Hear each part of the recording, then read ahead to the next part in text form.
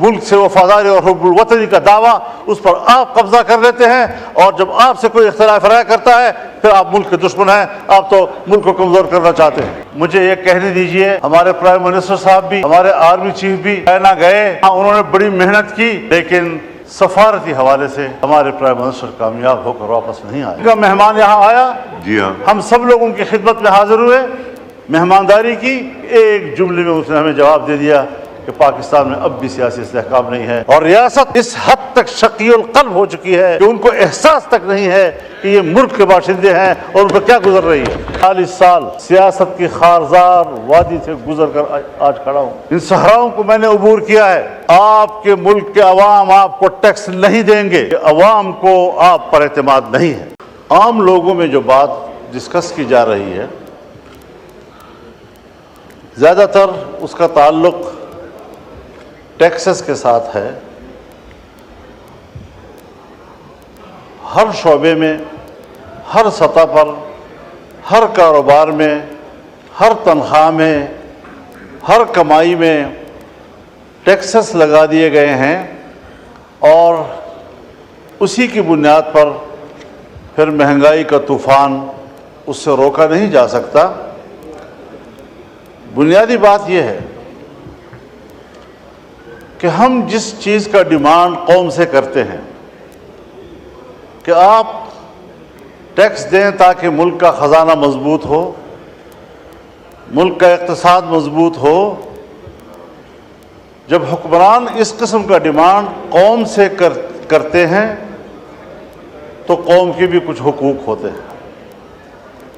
اگر آپ قوم کو وہ حقوق نہیں دے سکتے، پھر کیا آپ قوم سے ٹیکس وصول کرنے کا حق بھی رکھتے ہیں؟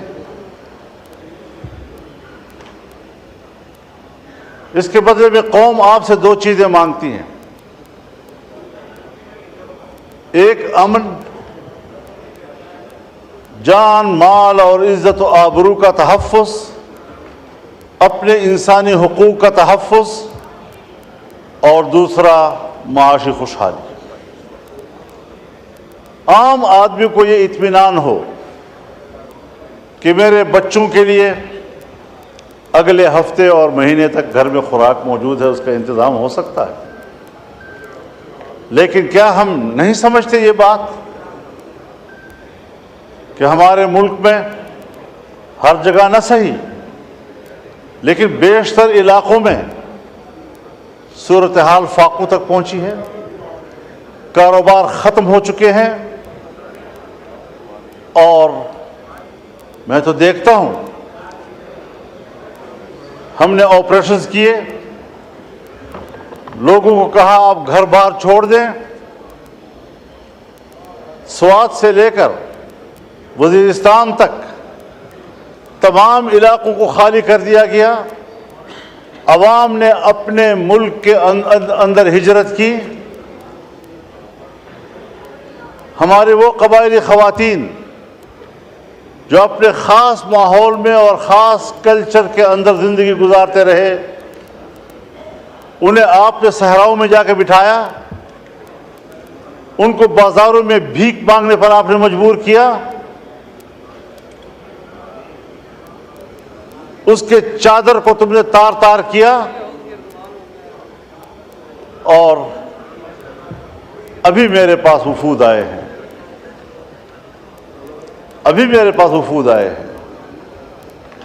مسعود قبیلے کا وفد آیا کہ پچھلے سال ہمارے ساتھ ایک مکان اگر مکمل تباہ ہے تو 4 لاکھ روپے، اور اگر جزوی طور پر نقصان ہوا ہے تو 1,60,000 روپے،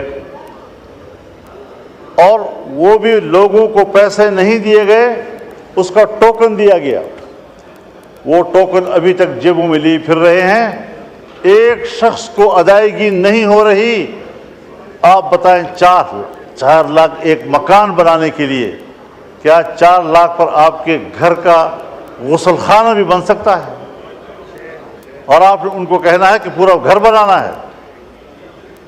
1,60,000 پہ آپ نے 1-2 کمرے بنانے ہیں جو گر گئے تھے۔ کیا مذاق دنیا کے ساتھ ہو رہا ہے؟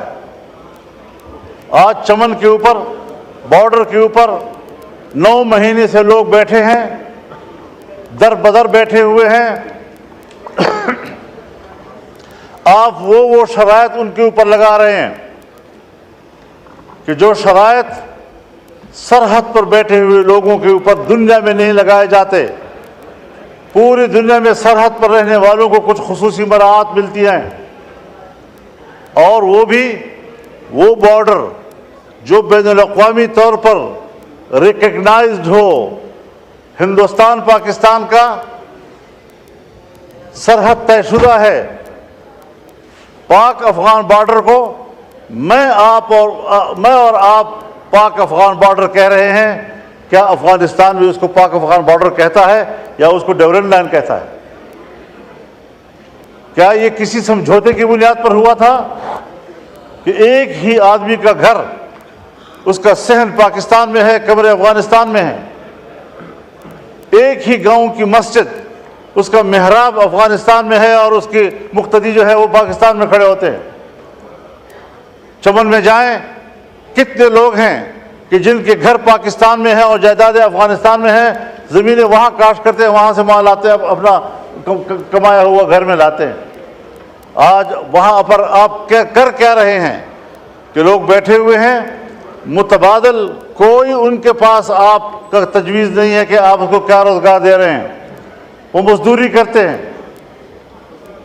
بچوں کے لیے کماتے ہیں.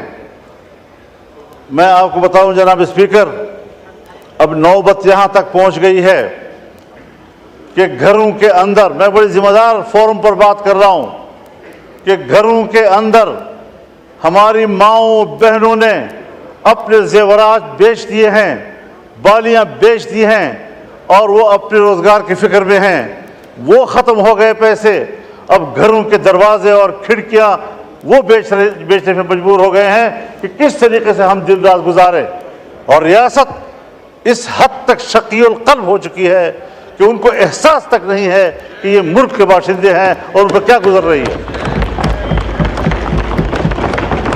9 مہینے تک لوگ بیٹھے ہوئے ہیں. کوئی احساس ہے اس بات پر؟ میرے پاس انگور اڈے کا وفد آیا، بھرپور وفد آیا، اور کہا صاحب آپ تو آئے ہیں ہمارے گاؤں میں. میں نے کہا جی میں آیا ہوں آپ کے گاؤں میں، تو آپ بتائیں وہاں ہماری کیا پوزیشن ہے. میں نے کہا میری رات افغانستان میں تھی اور میرا جلسہ پاکستان میں تھا. ڈیورنٹ لائن انہوں نے مجھے بتایا کہ یہ لکیر ہے، کسی کے گھر کے بیچ میں سے گزر رہا ہے، کسی کے مسجد کے بیچ میں سے گزر رہا ہے. ان لوگوں پر آپ اس قسم کے قدرے لگائیں گے؟ غلام خان کے اوپر یہ صورتحال بن رہی ہے، جمرود کے اوپر یہ صورتحال بن رہی ہے. ذرا اپنے شرائط لگائیں، لیکن ان کے لیے قابل برداشت بھی تو ہوں، قابل عمل بھی تو ہوں. بس ملک سے وفاداری اور حب الوطنی کا دعویٰ، اس پر آپ قبضہ کر لیتے ہیں، اور جب آپ سے کوئی اختلاف رائے کرتا ہے پھر آپ ملک کے دشمن ہیں. آپ تو ملک کو کمزور کرنا چاہتے ہیں.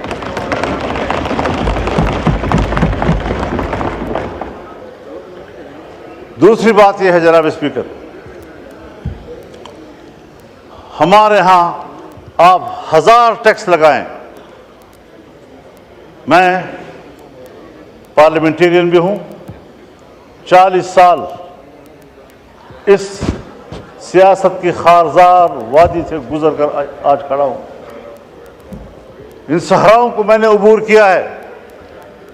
آپ کے ملک کے عوام آپ کو ٹیکس نہیں دیں گے، اس لیے کہ عوام کو آپ پر اعتماد نہیں ہے.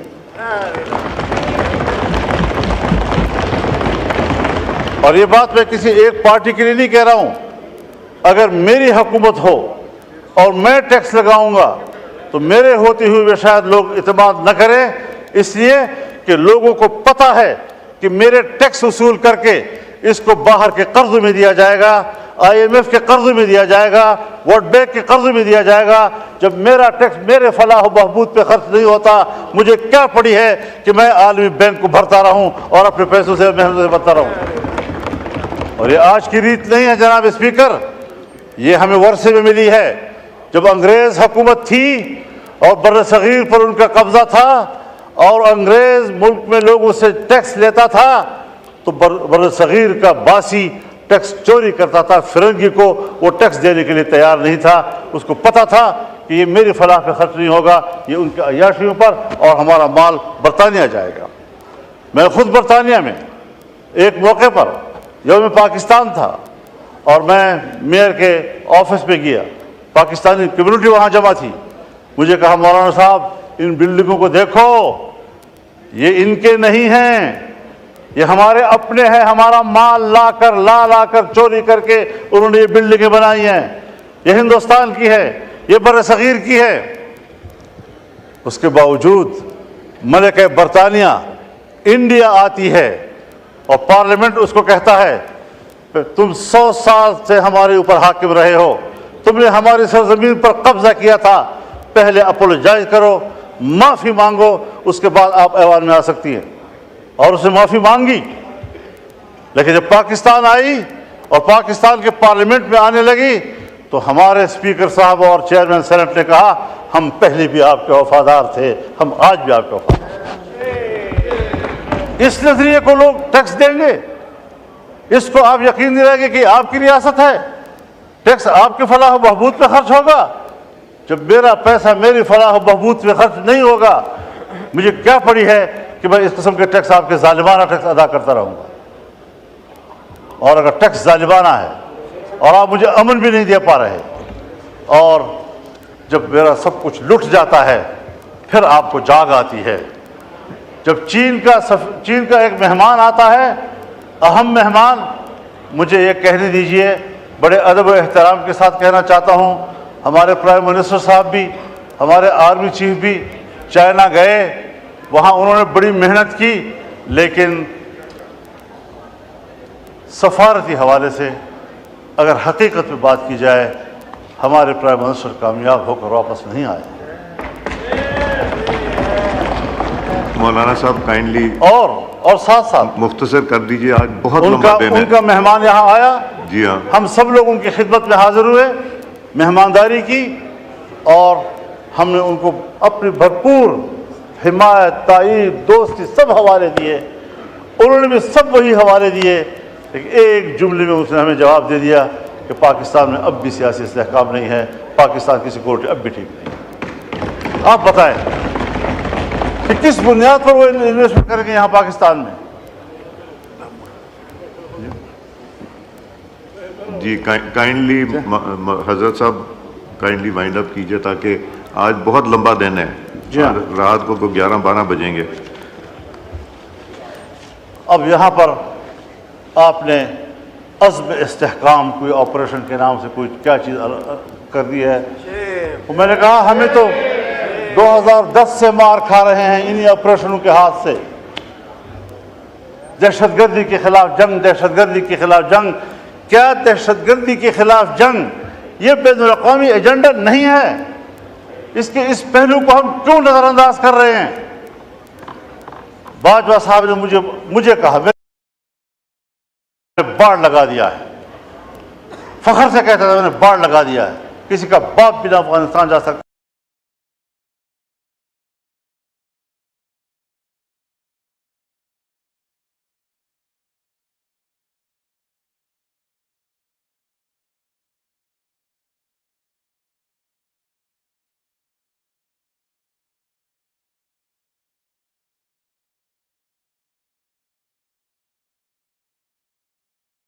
چالیس 50 ہزار اس وقت آ چکے ہیں، اور ہمارے ہاں، مجھے معاف کیجئے، بہت درد اور دکھ سے کہہ رہا ہوں، ایسا محسوس ہو رہا ہے کہ جیسے اگلے 2-4 مہینوں کے اندر ہمارے ڈیرہ اسماعیل خان، وزیرستان، دوسرا وزیرستان، لکی مروت، کرک، بنو، ان علاقوں میں امارت اسلامیہ قائم ہو جائے، اور پاکستان کی نظر نہیں آ رہی۔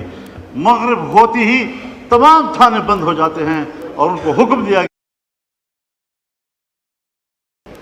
یہ ہے آپ کی ریٹ۔ جی ٹھیک ہے، کہاں کھڑے ہیں ہم لوگ؟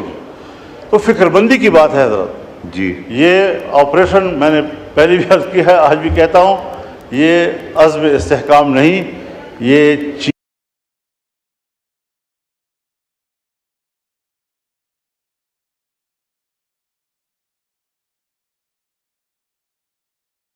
یہ استحکام عزم نہیں ہے، یہ عدم استحکام کی طرف ہم جا رہے ہیں۔ ہمیں سوچنا